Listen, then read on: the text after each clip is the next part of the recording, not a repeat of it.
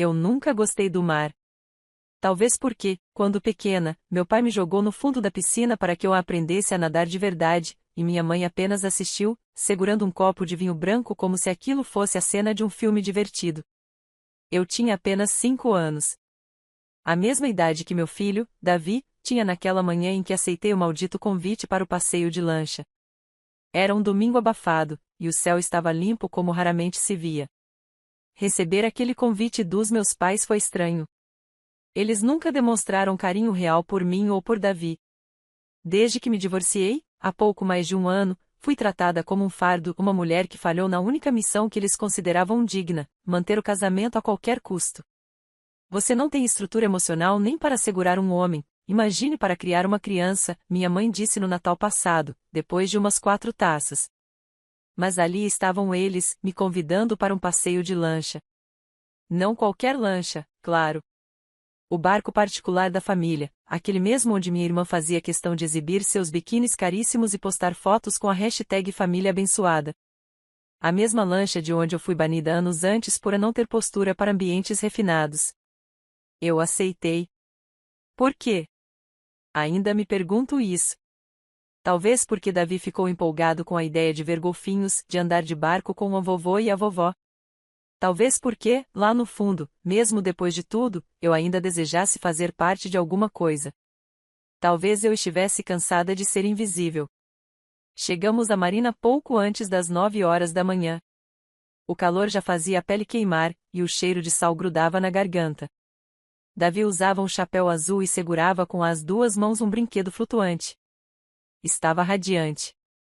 A lancha estava ancorada ao fim do pier. Branca, reluzente, chamando atenção com seu nome pomposo gravado na lateral, Destiny 2. Típico do meu pai, que sempre acreditou que tudo devia parecer caro, mesmo que por dentro estivesse podre. Minha mãe nos esperava com um vestido branco de linho, óculos escuros Chanel e aquele sorriso que sempre me deu calafrios, aquele em que os lábios sorriem, mas os olhos permanecem frios, imóveis. Meu pai estava ao leme, já conferindo os motores, como se cada parafuso daquele barco fosse mais importante do que qualquer neto. E ali, do lado dela, minha irmã, Fernanda. Pele bronzeada, cabelos soltos ao vento, com um biquíni minúsculo e uma cara de nojo ao me ver. Pensei que não veriam, ela disse, olhando para mim como quem olha para um inseto esmagado no chão. Pois viemos, respondi com firmeza, segurando a mão de Davi. Que pena, ela sussurrou baixinho. O passeio começou tranquilo. Davi se encantava com tudo. Apontava para o mar, gritava quando via gaivotas, e sorria como se o mundo fosse seguro.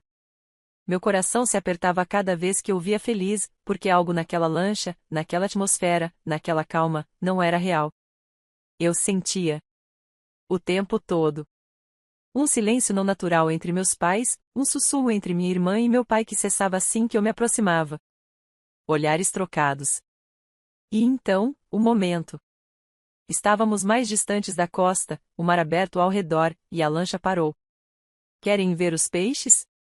Minha mãe perguntou, tirando os óculos escuros. Lá atrás é mais fácil de ver, pertinho da borda. Eu hesitei. Mas Davi correu até lá, inocente, curioso. Fui atrás. Me ajoelhei ao lado dele. A água estava clara, quase hipnótica. Ele apontava e falava animado, mas eu mal ouvia. Algo me gelava o estômago. E então, aconteceu. Senti um impacto nas costas. Um empurrão seco, direto. Meus pés escorregaram, e antes que pudesse gritar, caí. Caí com Davi nos braços. O som do mergulho foi o único barulho. A água entrou com força pelos ouvidos. Meus braços apertavam Davi com desespero. Ele chorava. Se debatia. Engolia água. Eu tentei emergir, mas algo me puxava para baixo, o peso, o pânico, o desespero. Quando consegui colocar o rosto fora da água, tossindo, ofegante, olhei para cima. Minha mãe estava na borda da lancha, olhando para mim. Com desprezo. Inclinou-se, e então disse: Vocês serão apagados, como se nunca tivessem existido. Minhas mãos tremiam. A correnteza começava a nos afastar. minha irmã surgiu ao lado dela. Sorriu. Um sorriso de alívio, quase de prazer. Adeus, inúteis, sussurrou. A lancha deu a partida. O ronco do motor foi o som mais assustador que já ouvi. Eu gritei. Pedi socorro. Mas a lancha se afastava. E Davi? Davi soluçava nos meus braços, agarrado ao meu pescoço. Eu jurei que não deixaria nada acontecer com ele. Mesmo que meu próprio sangue quisesse nos matar. Foram horas à deriva. Eu nadei. Nadava mesmo sem forças. Uma parte de mim queria morrer ali mesmo, desaparecer como queriam. Mas a outra parte, a mais forte, a que segurava Davi, a que sentia seu coraçãozinho disparado junto ao meu peito, essa parte queria viver. Essa parte queria vingança. Nos agarramos a uma boia salva-vidas que por milagre flutuava ali perto. O sol queimava, o sal ardia nos olhos. Davi dormiu por exaustão. Eu chorei em silêncio. Eu urrei por dentro. Fomos encontrados por um pescador no fim da tarde, já próximos de uma praia deserta. Ele achou que fosse um milagre. Eu apenas agradeci. Fui levada ao hospital com Davi, desidratado, queimado, quase em choque. Inventei que caímos. Eu não podia ainda contar a verdade. Não sem provas. Não sem um plano. Mas quando anoiteceu, quando eles voltaram para casa acreditando que tinham vencido, a gritaria começou. Eles abriram a porta da frente e encontraram algo que jamais esperavam. Ouvimos gritos. Gritos vindos da sala, ecoando pelos corredores como se a própria casa estivesse tentando vomitar aqueles nomes de volta. Davi ainda dormia profundamente no quarto de hóspedes da casa da enfermeira que nos acolheu, uma mulher de olhos firmes e coração gentil, que conhecia meu pai de vista e, por isso, acreditou de imediato que havia algo errado. Ela me disse: tem alguma coisa no seu olhar que parece mais antigo que sua idade, minha filha. Não é de agora que você sofre. Foi ela quem ligou para o número fixo da casa dos meus pais naquela noite. Ela apenas disse: acharam que ela estava morta, né? Pois não está. E ela quer que saibam disso. E desligou. Aquela ligação durou menos de 30 segundos. Mas foi o suficiente. Meia hora depois, as luzes da mansão acenderam em sequência, como olhos abrindo no escuro. Um carro chegou cantando pneus, depois outro. A voz da minha mãe explodiu da varanda. Isso é um absurdo. Uma mentira.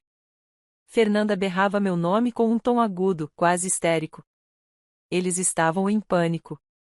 E eu assistia tudo da câmera de segurança que instalei escondida antes de embarcar na lancha, num ponto cego do jardim. Um presente do meu ex-marido, que ironicamente hoje me ajudava muito mais à distância do que ajudou enquanto dormia ao meu lado. Ali, diante daquela tela, vi minha mãe tropeçar nos próprios saltos ao correr para dentro da casa. Meu pai empurrava tudo, como se tivesse certeza de que algo ali dentro tinha sido mexido. E havia sido. Havia sido. 3 semanas antes do tal convite para a lancha, recebi uma notificação judicial relacionada ao testamento da minha avó paterna. Um documento antigo, esquecido entre papéis, onde constava que a casa da praia, o cofre do escritório e até a lancha Destiny 2 estavam, na verdade, em meu nome, parte de um acordo feito pela minha avó, indignada com a forma como meus pais me tratavam. Eu nunca soube disso até aquele dia. E ali começou o meu plano. Enquanto eles preparavam a armadilha para me apagar, eu preparava minha herança para acordá-los. No dia anterior ao passeio, levei um chaveiro para trocar os segredos do cofre e uma empresa de segurança para instalar uma trava biométrica no portão lateral, aquele que ninguém usava desde que a piscina nova foi construída. Meu pai nunca percebeu. Ele mal notava minha presença. Fernanda? Ela sempre confiou tanto em sua arrogância que achava que eu não era capaz de levantar da cama sem chorar. Subestimar foi o erro deles. Agora, ao verem que a porta do cofre estava vazia e os documentos originais desapareceram, o desespero começou a se espalhar feito fumaça em casa de palha. Eu desliguei a tela. Me sentia leve. Assustada, sim. Mas estranhamente firme. Como se cada gota do mar que engoli tivesse lavado também minha covardia. Na manhã seguinte, fui até a delegacia. registrei o boletim de ocorrência, com todos os detalhes. O empurrão, as palavras ditas, a tentativa de homicídio. Mostrei as imagens que consegui extrair da lancha com a ajuda de um amigo especialista em segurança náutica. E, claro, entreguei as cópias autenticadas dos documentos que comprovam minha titularidade sobre os bens da família. Todos já transferidos legalmente semanas antes, como uma cláusula de herança. A senhora tem certeza que deseja prosseguir com isso? O delegado perguntou, com um olhar de espanto. Eles tentaram matar meu filho. Eu nunca estive tão certa de algo. Ele assentiu. E então me entregou o protocolo. Seus pais não sabem ainda? Vão saber hoje. Eu mesma farei questão de contar. Às 9 horas da manhã, parei na frente da mansão.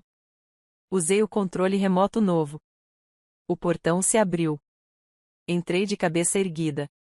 A empregada, velha conhecida, me olhou com os olhos esbugalhados. Dona Clara, é você? Sou. E esta casa, agora, também. Ela tirou o avental e me abraçou, com olhos marejados. Eles disseram que a senhora tinha se jogado com o menino. Que estava em depressão. A polícia chegou aqui de madrugada. Foi um escândalo. Eu imagino. Entrei pela porta da cozinha, como fazia quando era adolescente e minha mãe dizia que eu devia aprender a não incomodar os convidados da casa. A diferença era que, agora, a casa era minha. Eles estavam reunidos na sala de jantar. Minha mãe com o rosto inchado de raiva, meu pai com uma garrafa de uísque quase vazia nas mãos e Fernanda. Fernanda tremia. Não sei se de medo, de vergonha ou de ódio. Talvez de tudo. Vocês me chamaram de inútil por anos, comecei, sem cerimônia. E ontem, tentaram matar o único ser humano que me ama de verdade. Isso é um teatro. Minha mãe gritou. Você está mentindo. Você pulou por loucura. Você quer mesmo que eu solte o vídeo? Perguntei, encarando-a, sua voz está nítida. Cada sílaba. Vocês serão apagados, como se nunca tivessem existido. Foi isso, não foi? O silêncio caiu como um raio. Você não tem prova de nada, Fernanda murmurou. Isso vai virar sua palavra contra a nossa. Engraçado, peguei o pendrive do bolso. Porque a polícia achou as câmeras da lancha muito convincentes. Meu pai se levantou. Bateu a mão na mesa. Isso tudo é um absurdo. Uma encenação barata. O absurdo foi acreditar que eu continuaria sendo a mesma mulher que vocês moldaram com medo e humilhação. O absurdo foi achar que eu morreria sem lutar. Que Davi morreria, calado. Minha mãe avançou, mas o som da sirene a paralisou. 2 viaturas se aproximaram da casa.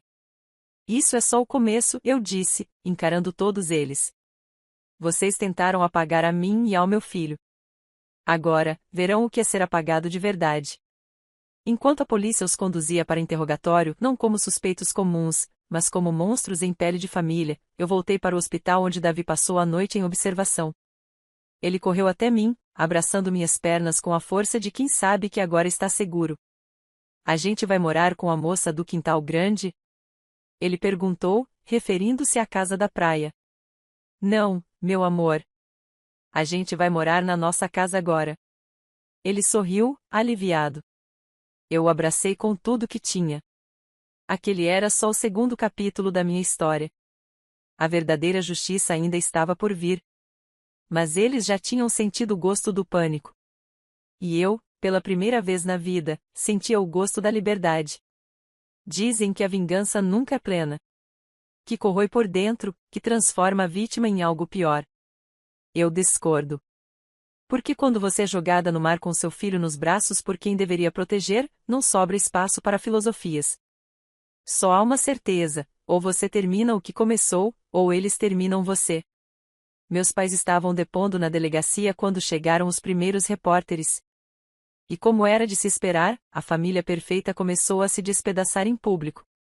Fernanda tentou sair pela porta lateral, cobrindo o rosto com um casaco de couro. Gritou com um fotógrafo. Xingou uma jornalista.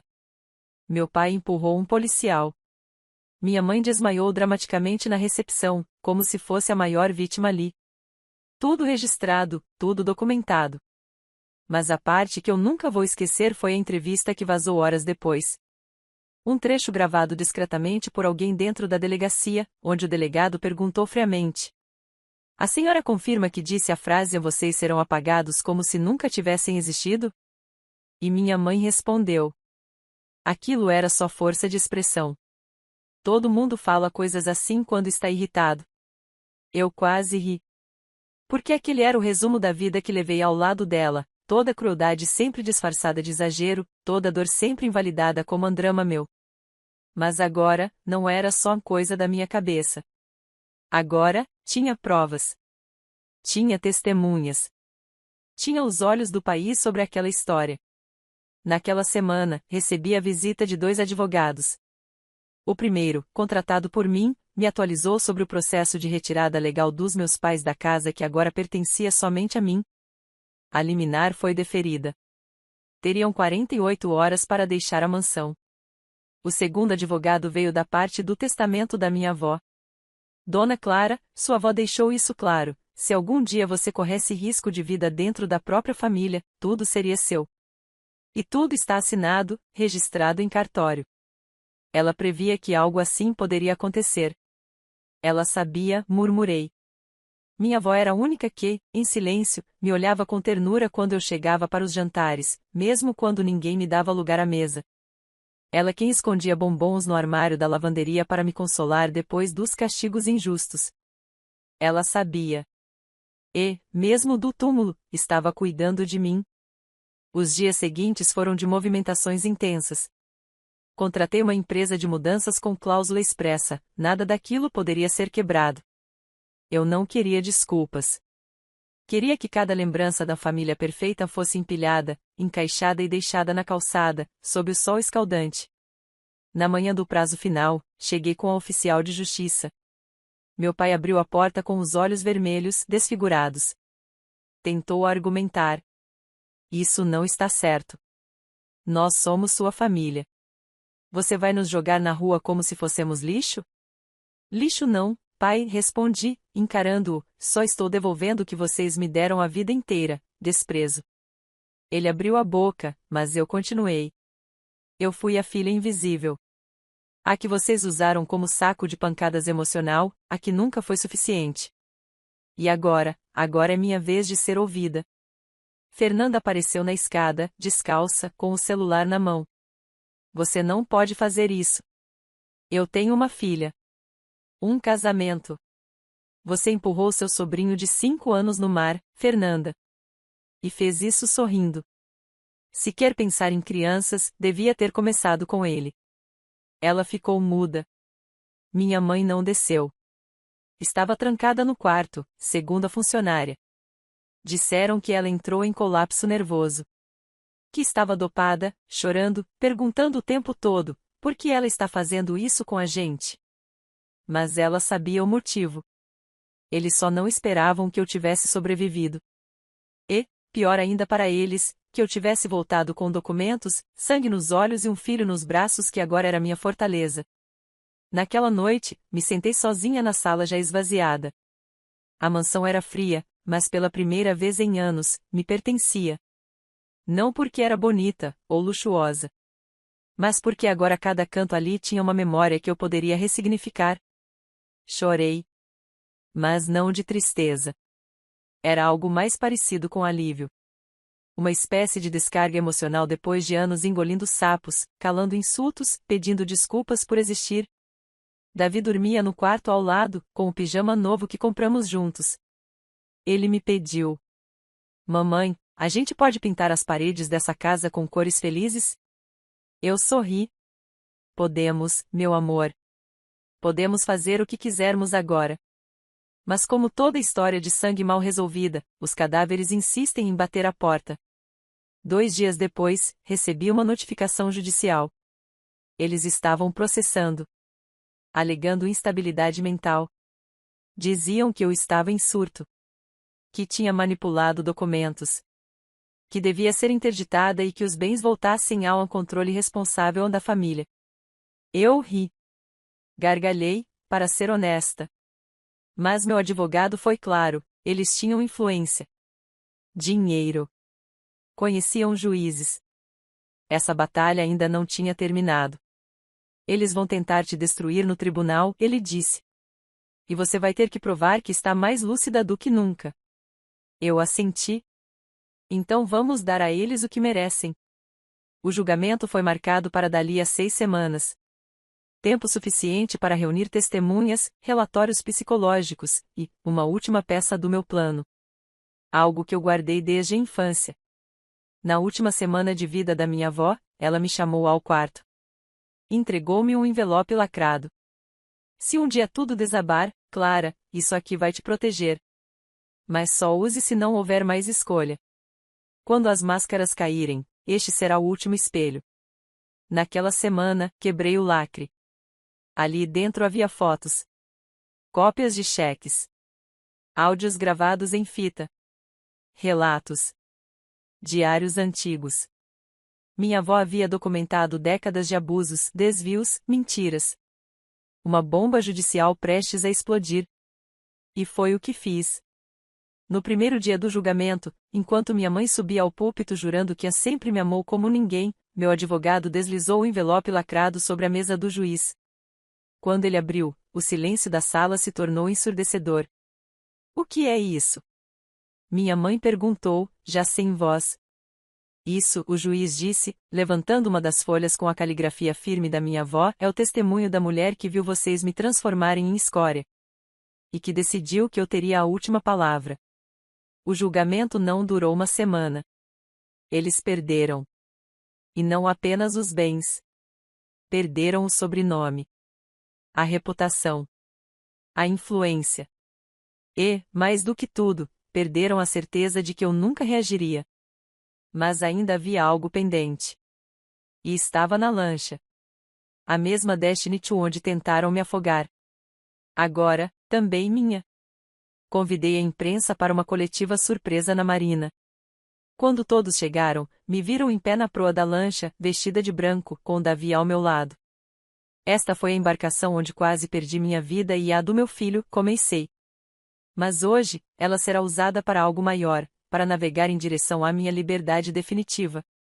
E, diante de todos, anunciei a doação oficial da lancha a uma ONG de resgate marítimo que salva famílias em naufrágio. Que ela sirva agora para proteger vidas, não destruí-las, completei. Davi acenou para os jornalistas.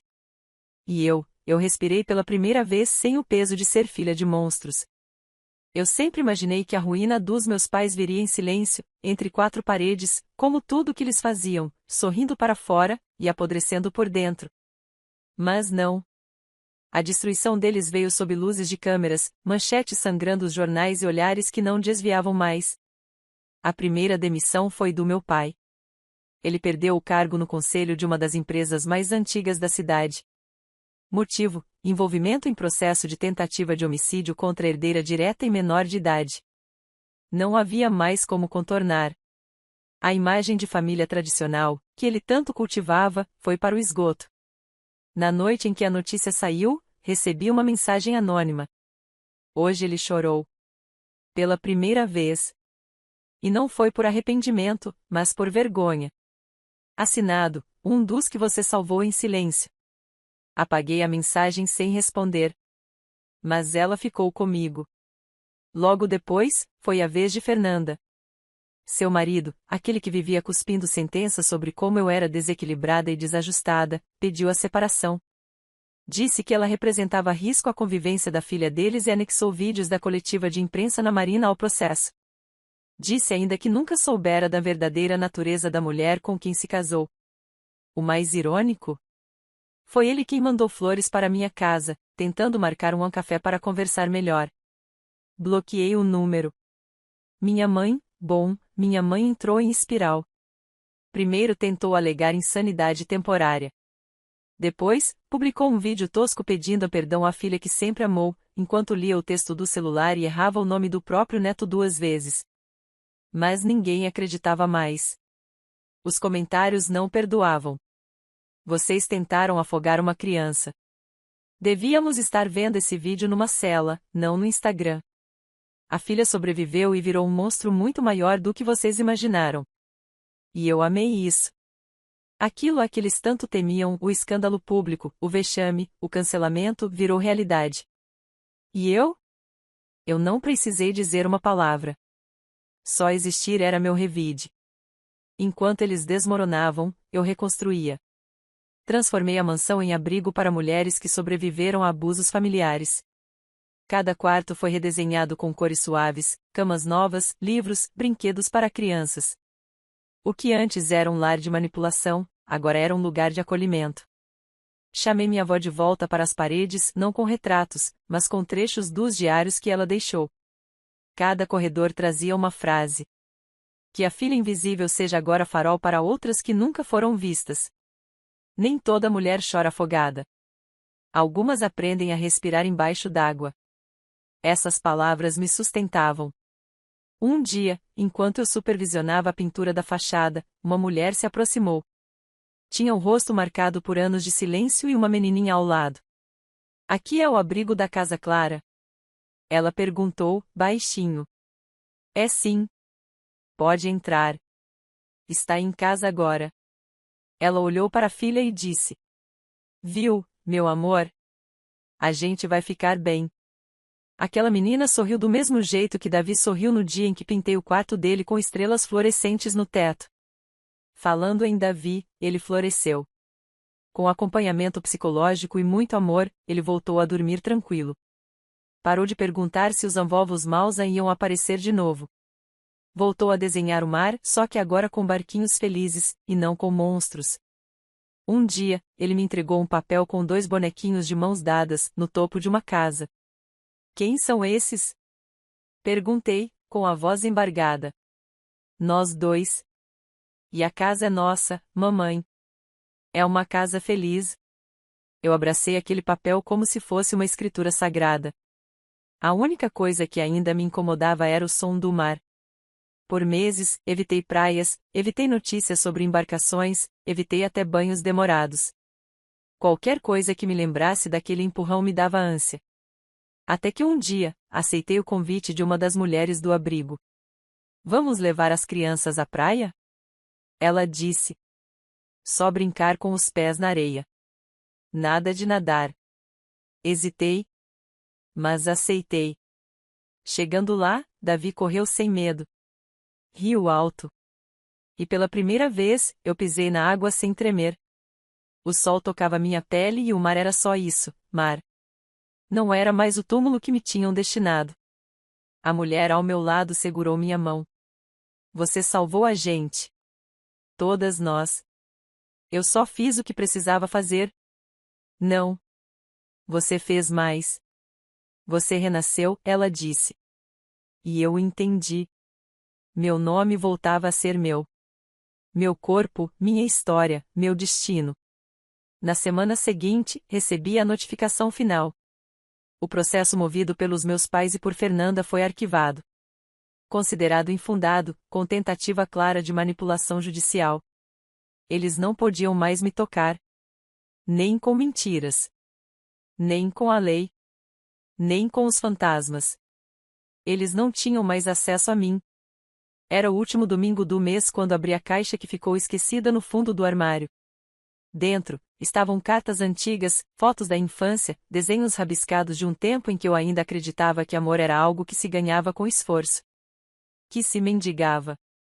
Olhei para a imagem da minha mãe segurando minha mão na beira da piscina. E queimei. Não por ódio. Mas para selar um ciclo. Enquanto as chamas consumiam as lembranças falsas, me sentei ao lado de Davi e assisti a fumaça subir como se fosse oração. Uma oração minha. Silenciosa. Implacável. Aquela era minha vitória. E ainda havia mais por vir. Porque o fim deles, ainda não era suficiente. A humilhação pública seria a minha próxima carta. Eu sabia que a justiça legal tinha sido feita. Eles foram expostos, humilhados, perderam tudo, os bens, os cargos, as aparências. Mas dentro de mim, algo ainda precisava ser ajustado. Um silêncio antigo, profundo, que pedia para ser quebrado não com gritos, mas com presença. Com imposição. com um nome. Minha vida inteira fui diminuída por eles. Fui a filha esquecida, a irmã invisível, a mulher desacreditada. Minha mãe sempre dizia que eu era difícil de amar. Meu pai me chamava de decepção controlada. Fernanda, a estrela da família, vivia dizendo que eu era sem brilho. Pois bem, resolvi devolver tudo isso. Em público. Com holofotes. A cidade inteira se reuniria para o tradicional jantar beneficente de fim de ano. Irônico? Sim. Era o mesmo evento no qual, 3 anos antes, minha mãe me proibira de comparecer alegando que a família não podia correr o risco de constrangimentos. Agora, a lista de convidados estava sob meu controle. A nova sede do evento? A mansão que agora abrigava mulheres salvas da dor. O nome do evento? No mar, sobrevivi. A fundação organizadora? Instituto Clara Luz, meu nome, minha história, minha verdade. Convidei todos. Os que me ignoraram. Os que fingiram não ver. Os que aplaudiram meus pais quando eles me apagavam socialmente. E, claro, convidei eles. Sabia que iriam. A reputação era tudo que restava. Mesmo manchados, não perderiam a chance de tentar recuperar algum prestígio. Eu planejei cada detalhe. A decoração era leve, mas cheia de significados. Um caminho de entrada decorado com conchas e boias. Nas paredes, frases escritas pelas mulheres do abrigo, frases de superação, força, dor transformada em escudo. No salão principal, um palco. Sobre ele, apenas um microfone, um refletor e uma cadeira vazia. Às 20 horas em ponto, a casa estava cheia. Meus pais chegaram atrasados. Estavam irreconhecíveis, magros, abatidos, com roupas simples. Ninguém os cumprimentou. Ninguém os fotografou. Apenas passaram por eles como se fossem sombras, como eu mesma tantas vezes fui.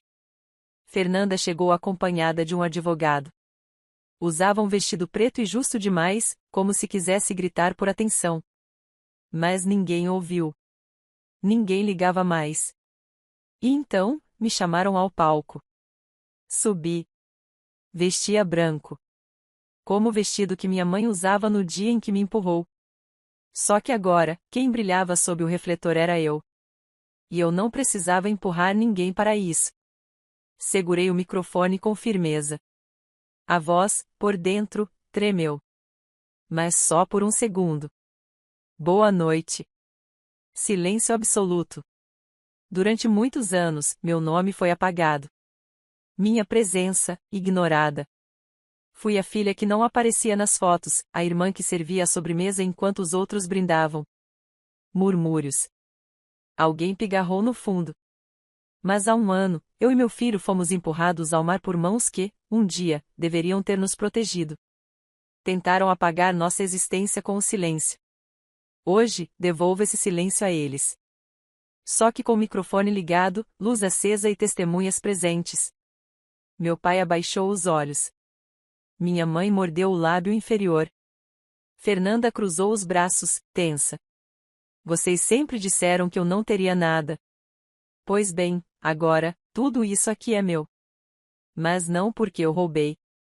É meu porque eu resisti. E sobrevivi. E lutei. E venci. Aplausos começaram tímidos. Depois, explodiram. E mais importante do que tudo, continuei, com a voz firme, eu transformei essa dor em abrigo.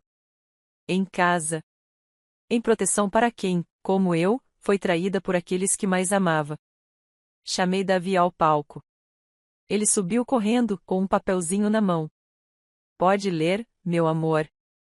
Ele se aproximou do microfone, com voz doce, disse. Aqui é onde minha mãe virou heroína. E onde eu virei feliz. O salão inteiro ficou em pé. Aplausos. Lágrimas. Câmeras. Mas o que mais me marcou foi olhar para o fundo do salão e ver minha mãe saindo pela porta, apressada. Fernanda foi atrás. E meu pai ficou. Parado. Sozinho. Com os olhos fixos no palco como se, finalmente, me enxergasse. Mas era tarde. Naquela noite, dormi com a sensação que nunca havia sentido antes, a de que minha história estava, enfim, contada por mim. Não distorcida, não negada, não silenciada. Minha verdade, enfim, é gritar ao mundo. Dias depois, recebi um envelope sem remetente. Lá dentro, uma foto minha com a vovó. Eu pequena, ela com os braços ao meu redor. Atrás da foto, apenas uma frase escrita à mão. Você honrou tudo que eu temia que esquecessem. Eu te vejo, Clara. Não sei quem mandou. Talvez alguém do cartório, do abrigo, ou talvez tenha sido só um milagre. Mas ali, entendi que a história não era sobre a queda dos monstros. Era sobre o renascimento da mulher que eles tentaram destruir. A mulher que nadou contra o peso do próprio sangue, e emergiu, inteira. E hoje, se alguém perguntar quem é Clara, eu sorrio. E respondo. Sou a filha que eles tentaram apagar. E agora, sou a chama que ninguém mais apaga. Fim.